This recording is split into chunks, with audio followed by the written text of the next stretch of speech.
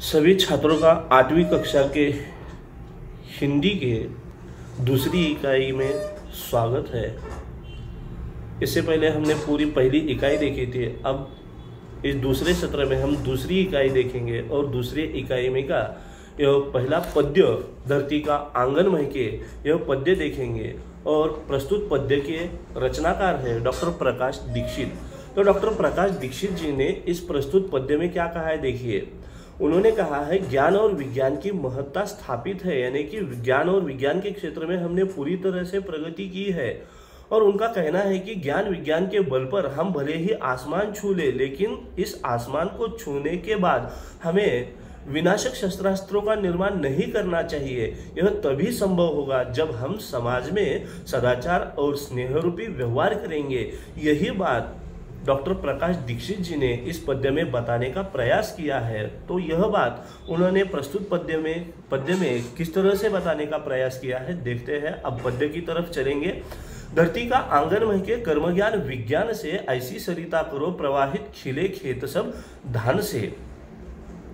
तो डॉक्टर दीक्षित जी कहते हैं धरती का यह जो आंगन है, यह जो धरती है, इस धरती पर विज्ञान और विज्ञान के क्षेत्र में कुछ इस तरह से प्रगति करनी चाहिए, कुछ इस तरह से विकास करना चाहिए कि यह जो धरती है वह धरती पर जितने भी खेत खलियान है वह पूरी तरह से हरे भरे नजर आने चाहिए।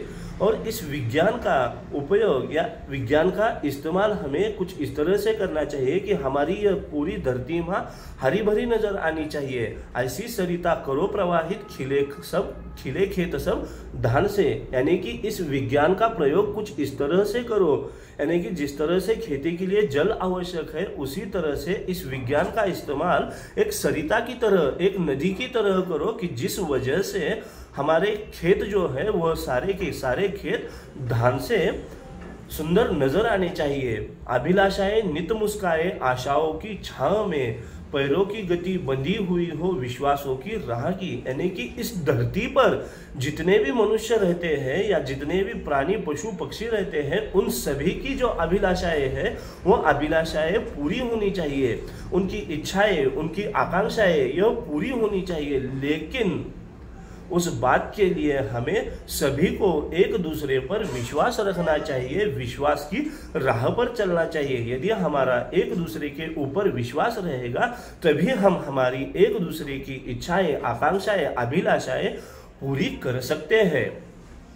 उसके बाद डॉक्टर दीक्षित जी कह रहे हैं हमारे पूर्वजों ने हमारे लिए जो शिल्पकला छोड़ी है उन सभी शिल्पकलाओं का हमें स्वीकार करना चाहिए, उन शिल्पकलाओं का विकास करना चाहिए।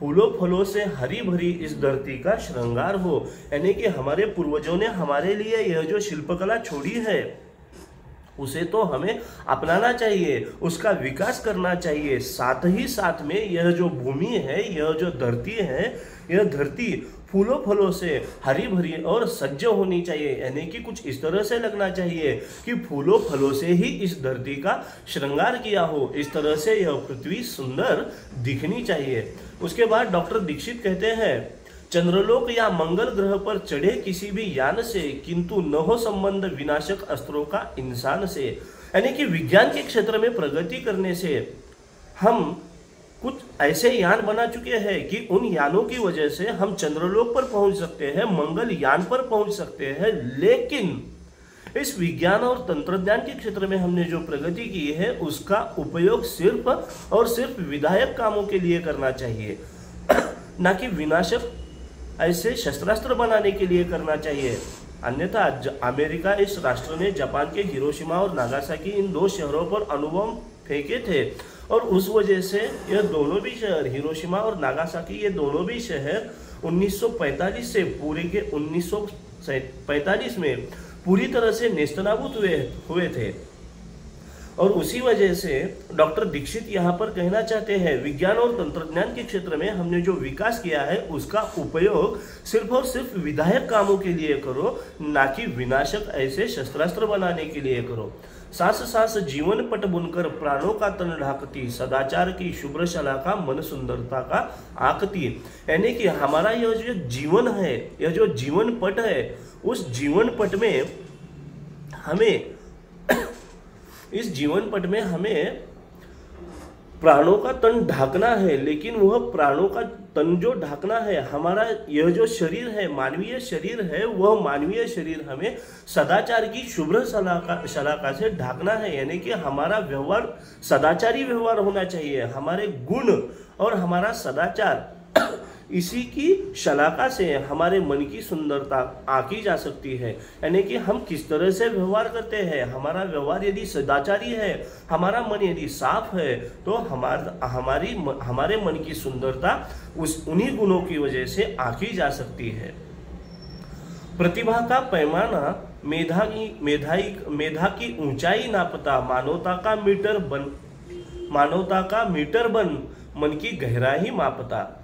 यानी कि हमारे बीच में या हमारे अंदर जो प्रतिभा है, हमारे अंदर जो मेधा है, यानी कि जो बुद्धि है, वही हमारे मानवीय व्यवहार, हमारे चरित्र का परिचायक होते हैं। यानी कि हमारे अंदर की जो प्रतिभा है, हमारे अंदर की जो बुद्धि है या हमारे अंदर जो मानवता है, वही हमारे चरित्र का परिचय देती है। जिस तरह से हमारे नैतिक गुण या हमारा चरित्र हमारे सुंदरता का परिचय देते हैं। यानी कि हमारे अंदर जो गुण है, हमारा जो चरित्र है, वह हमारे सुंदरता का परिचय देते हैं। ऊपरी सुंदरता का कोई महत्व नहीं है। हमारे अंदर जो चरित्र है, हमारे जो गुण हैं, वही हमारे सुंदरता का परिचय देते हैं। उसी तरह से हमारे मानवीय व्यवहार हमारे चरित्र का परिचय देते हैं। आत्मा को अवरक्त कर दे स्नेह प्रभा परिधान से, करे अर्चना हम सब मिलकर वसुधा के जयगान से। यानी कि सबके प्रति हमारा व्यवहार स्नेहपूर्ण होना चाहिए। यानी इस धरती पर यदि वो व्यक्ति हो या प्राणी हो, सभी के प्रति हमारा व्यवहार स्नेहपूर्ण होना चाहिए। उनके साथ हम अर्चना भी कर सकते हैं और उसी से हम इस वसुधा को सुंदर बना सकते हैं, उसकी अर्चना कर सकते हैं। यही बात डॉक्टर दीक्षित जी ने प्रस्तुत पद्य में बताने का प्रयास किया है। धन्यवाद।